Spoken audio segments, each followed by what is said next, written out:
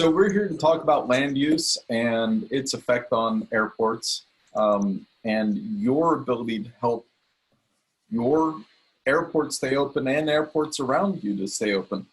Flying is one of those few activities that means that you really ought to be interested in whether or not someone else's airport is under threat, whether it's Santa Monica or it's simply a small airport in the valley that you've never heard of.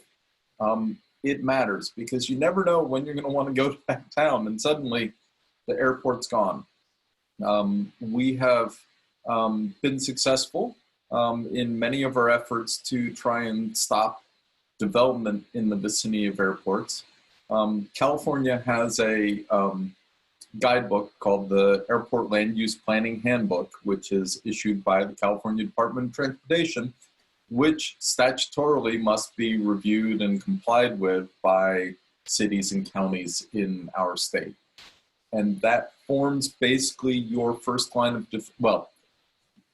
before I get to that, your first line of defense is actually getting to know your city council members, attending planning commission meetings, and showing up. Because when you go to these things, you will see how few people show up at these planning commission meetings and how few people show up at an airport land use commission meeting. And by showing up and by consistently showing up, you will find that the people who are up there on the podium, when you get up to talk, they're going to go, oh, it's Bob. Bob's been here for the last 5 of these. Bob consistently reads this. I wonder what Bob has to say about this. That's your first step in helping to protect your airport. The next is actually requiring everyone to follow the rules and to comply with the airport land use planning handbook.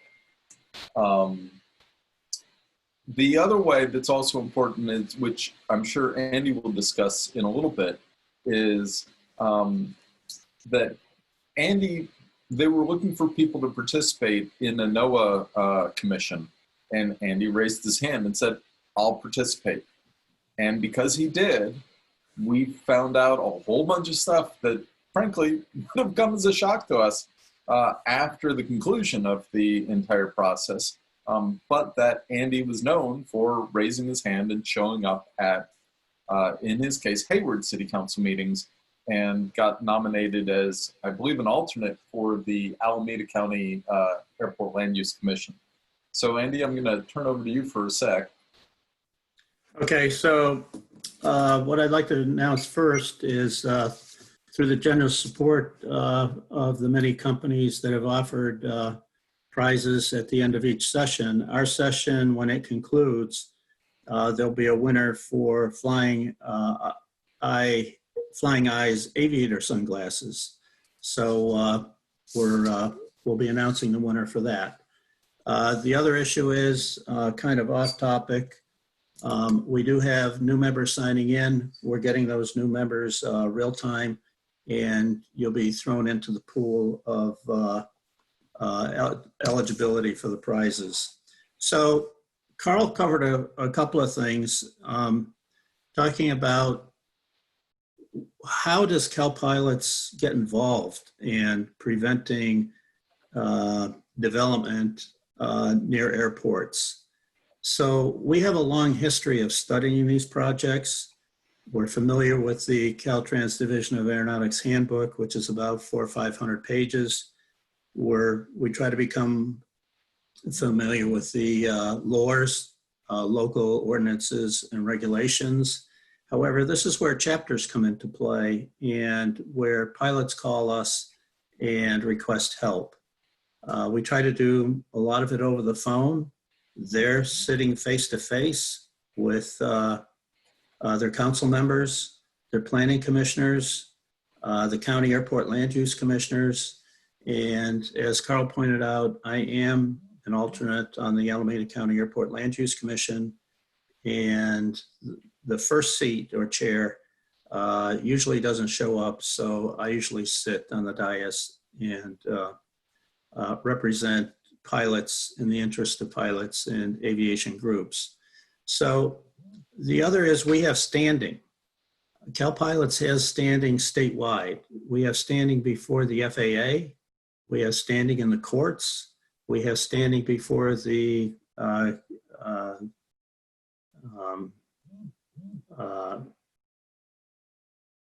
standing before many legal entities and agencies. And when we say our name and a board member of CalPilots, that usually holds weight. But the bigger weight is held by pilots in the city or county, and those pilots that are registered voters. And they offer a lot of weight as to their comments at the podium.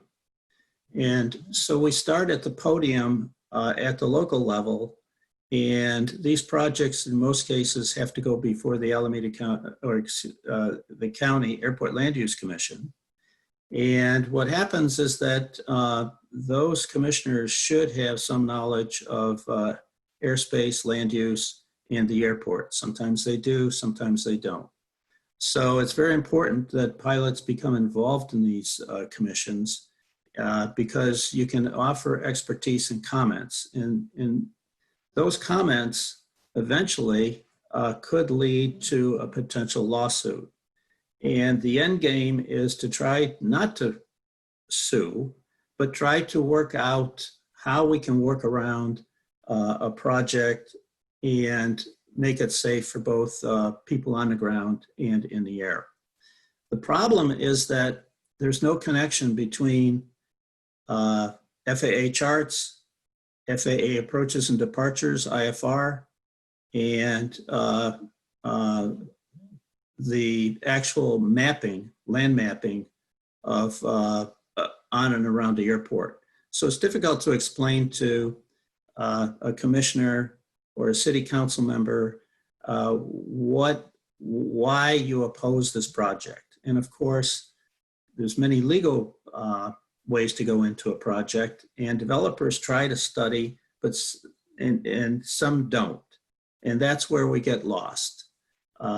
Sometimes the politics takes over, and then we end up writing letters, speaking, then sometimes a letter from our general counsel, and sometimes they go ahead and put the project in anyway. And I think Karl can talk about a lawsuit on that. Okay. Well, so there's a whole procedure, and I'm going to try and go over the top level of how a land use item gets before a city council, and places where CalPilots members and CalPilots can help get a chance to provide input and potentially sue over the outcome. If a project, for example, someone wants to build an apartment building that's going to be a 10-story apartment building, and they want to build it across the street from an airport.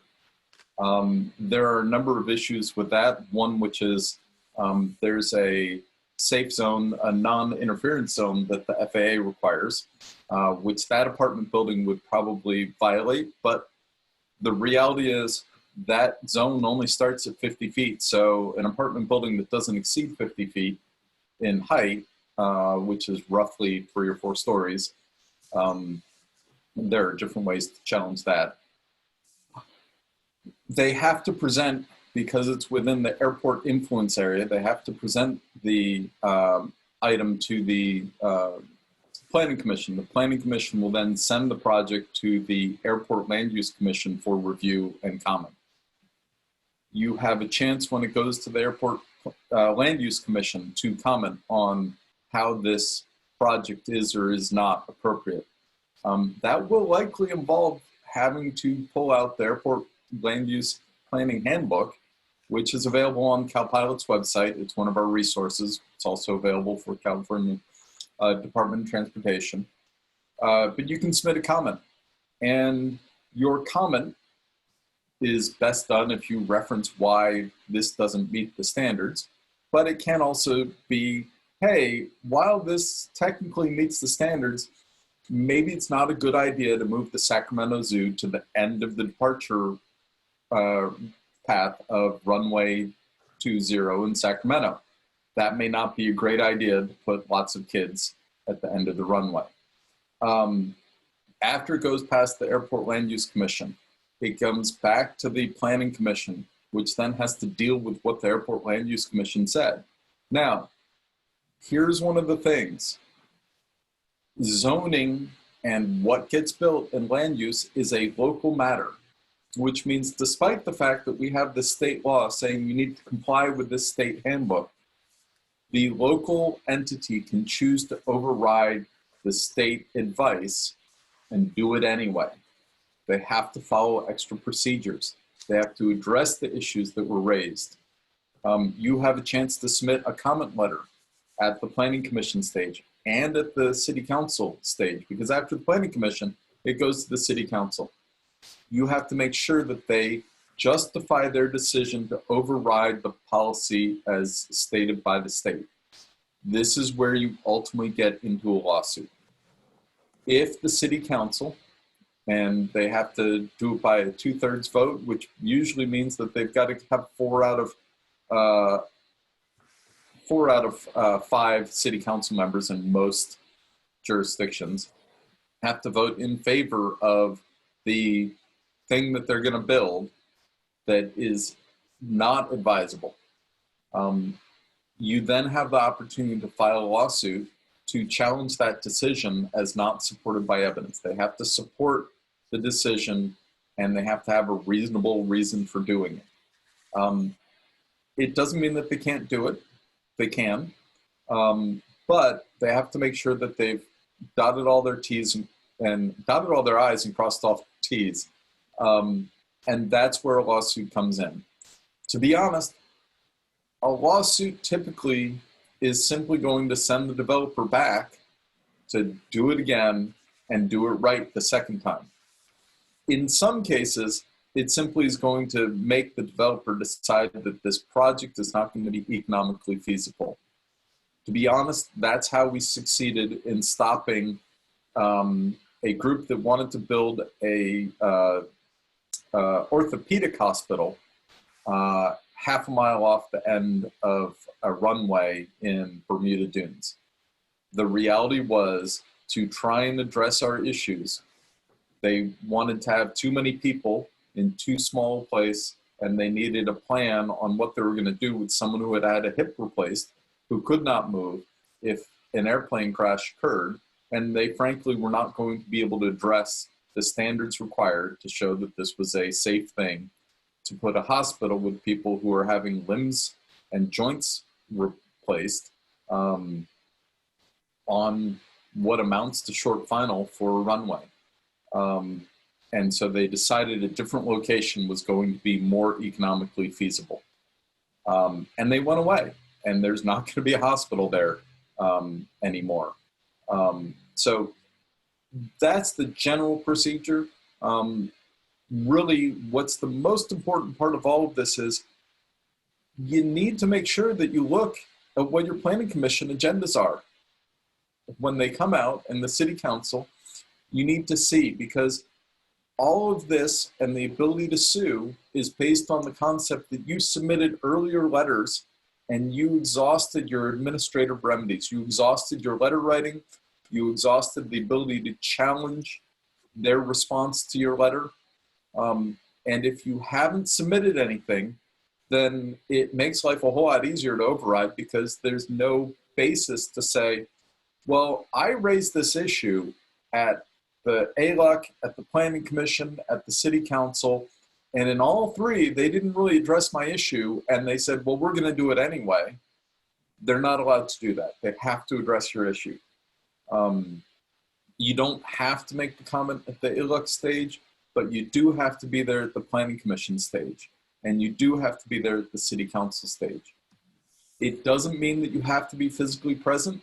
Being physically present helps. I would also suggest that you submit the written document as well, because when it comes to a court, the fact that you raised an issue orally before the City Council will get acknowledged, but it's a lot easier for the judge to make a ruling based on, oh, you raised this issue, here it is in writing, and this was their response. Here's their response in writing. So you want to make sure that you get that letter written, and you want to make sure it has a basis. You really don't want it to be necessarily simply emotionally based. Gee, I think this is really bad for the airport. You can, though, that portion of that comment gives them a sense of what the community feels about the proposal. But as far as a sense of what the community feels about the proposal, though, that they get from the people who show up at their city council meetings. Andy, do you have a comment? Yeah, why don't you talk about the Brown Act, and what we have is notice, and many meetings are on a Tuesday, so 72 hours from Tuesday. You and I work a lot of weekends. Yes. So in California, all of our public entities are subject to a public meeting law. It's called the Brown Act, and you'll hear people refer to it just as the Brown Act. But basically, it's the law in California that says city councils have to have agendas. They have to have reports with their agendas. They have to disclose when they're discussing things. There are 6 reasons that they can hold a closed session. And they can only discuss things in closed session that have been agendized for the closed session.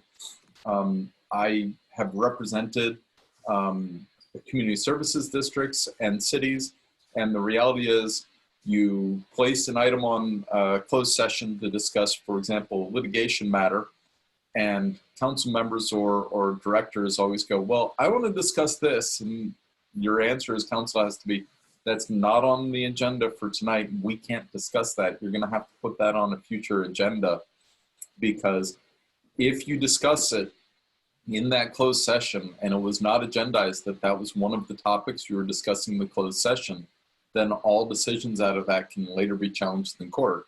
And as counsel for those cities and special districts, you do not want to give an opening for someone to be able to sue or challenge your decision simply because you failed to agendize. You have to have 72 hours notice. This basically means that on Friday afternoon, when you have a Tuesday meeting, Friday afternoon, all of these groups, all of these organizations release their agenda for the upcoming meeting. That's your chance to see what's on the meeting. I know this sounds like not a lot of time, but it's your 72 hours notice to draft something to say you object to this. Send it to the person who's the clerk or to the person who's listed as the person who issued the agenda. You can go look. If you go to the website for most of these cities, there's a place to look at their agendas. They're required, by the way, by law now, to have on their homepage a link to their agenda. At least the next upcoming agenda has to be directly linked from their homepage. So you should be able to go to any of these cities and see the agendas for planning commissions, for city council. I believe the law only requires the city council or the highest organization for that group to be immediately linked from the website, but typically they just simply link to their agendas. It saves everyone time and hassle, because they don't have to update the link every time a new agenda comes out. So 72 hours you have from basically Friday afternoon until Tuesday afternoon to submit your comment letter. You'd like to get it in there on Monday, to be honest. You can do Tuesday morning when the city manager or whomever is responsible for the agenda gets in, because they will then distribute your letter as part of the package of comments to the agenda. If you have the time or you're in the area, showing up and giving, typically these organizations limit you to 3 minutes for comments.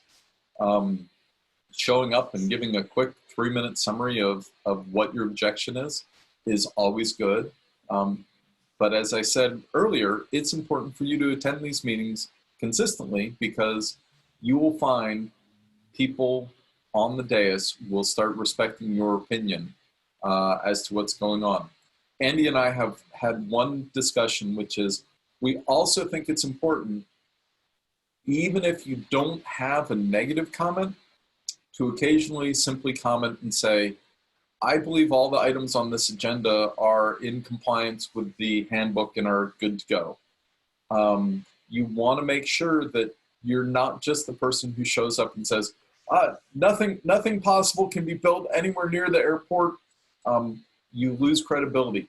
You get discounted by the people on the dais as simply, well, that guy's going to come up and speak against whatever project is anywhere near the airport.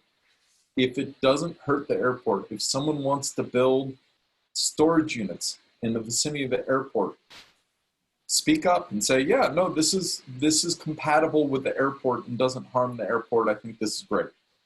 You can be an advocate for the airport without just automatically saying no to everything.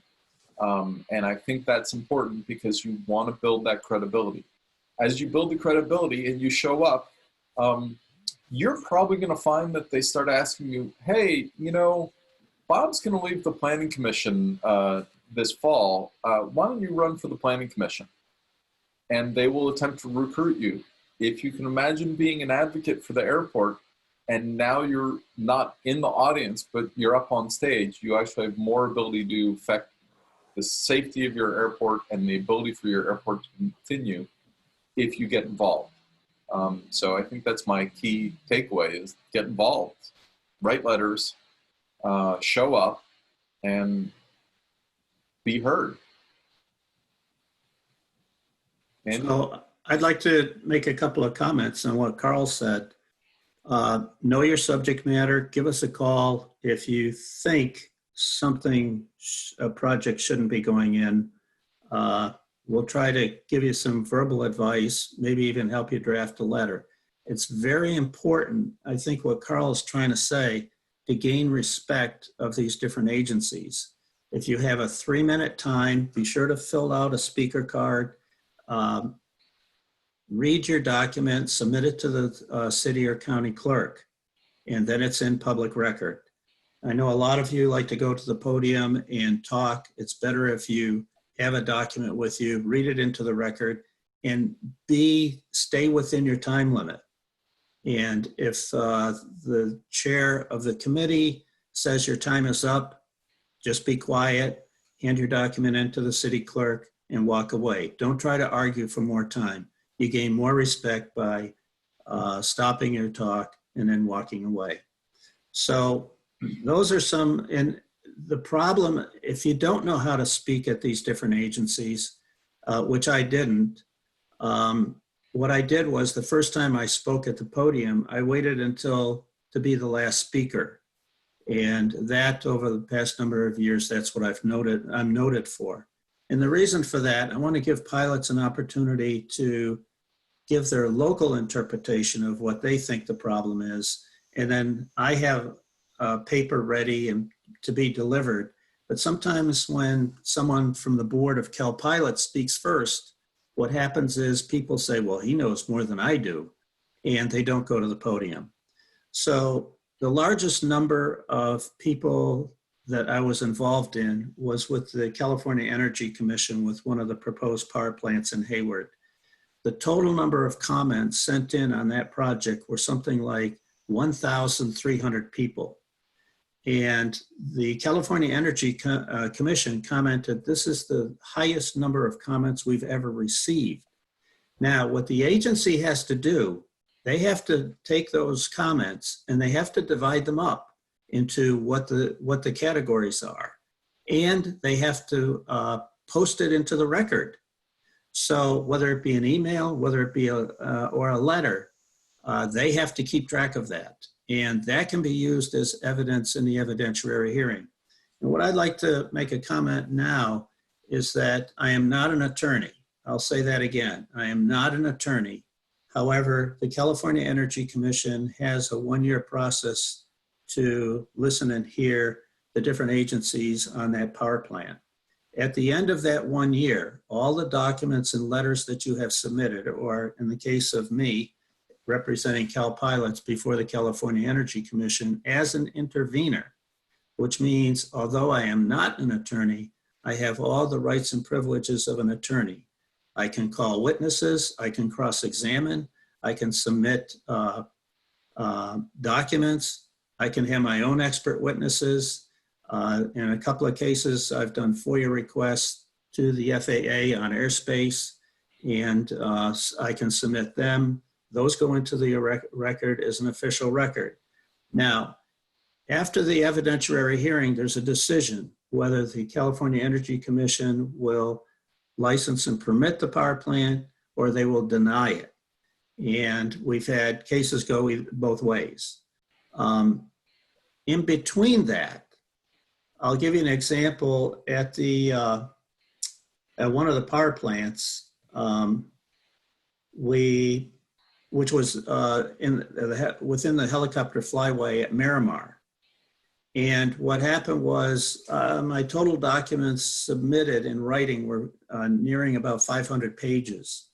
At that time, the power company, reading all the documents that I had submitted on behalf of CalPilots, they withdrew from the project. So the project died. And we've had wins and some losses. I opposed the power plant at the Byron Airport, and that power plant was 2 miles out from the end of the runway and 2 miles left of the center line of the runway. And what I did was I went to the FAA and asked them to, in a FOIA request, locate the power plant on a chart and map out the actual dimensions of the RNAV approach. And it just so happened the power plants were 50 feet outside the documented dimension of the RNAV. So at that point, there was no sense in me going any further representing CalPilots. The power plant went in, but it wasn't affecting, as we've learned, it wasn't going to affect any aircraft. So another case, I monitor the FAA 7460s. In other words, they come in every few days. It's a Part 77. Any physical structure has to be filed with the FAA, and they have computers and analyzing the location of the project. So I looked at a wind generator, and the comments, and it was pretty close to the end of the runway. And we have, you pilots, I have the right to comment, and there's a comment box. Because I'm registered, that box is available to me. And what I noticed in the document, they were going to have to change the MDA, the minimum descent altitude, for the one of the IFR approaches. Well, it just so happened this runway is out in the San Joaquin Valley, and you've got the fog and Thule fog. So I wrote an analysis saying that if you start approving these wind generators and you have to keep raising the MDAs to these airports, more IFR pilots are going to have to declare a missed approach, maybe a third missed approach if they feel the weather's getting better. And if not, they may have to go to their alternate, which begins to tie up computer space for IFR traffic within the FAA computers. I went on further to say that if you start stacking up aircraft out in the San Joaquin Valley, you can start affecting the Class B airspace in San Francisco. I wrote that analysis on a late afternoon, say 4 o'clock. About 8:30 the next morning, I got a call from the FAA. He wanted me he wanted to know if I was the person who wrote those comments. And I said yes. And he made the comment that everyone is looking at it.